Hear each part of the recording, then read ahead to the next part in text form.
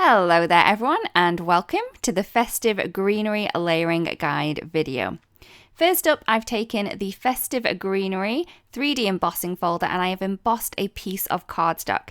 This is 5.5 by 5.5 inches and it's going to give you that perfect look there.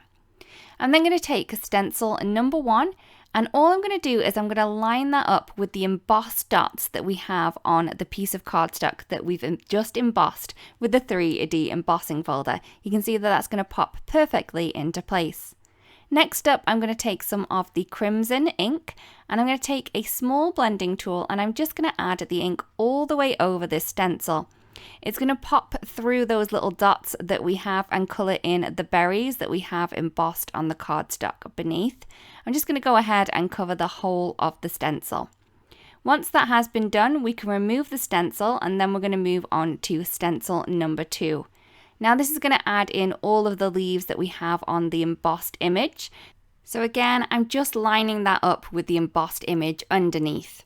Now I'm going to add in the very pretty little leaves and I am going to use some of the dusk ink to do so. I'm using a small blending tool as before and I'm adding this ink all the way over the stencil. You could use various different colours on the same stencil if you wanted to, but I'm just going to go with the one this time around.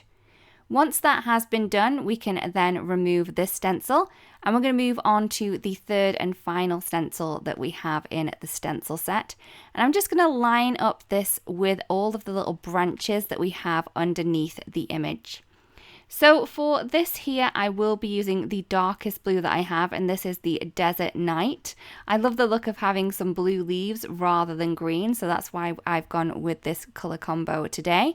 And the ink that I am using is the Desert Night ink.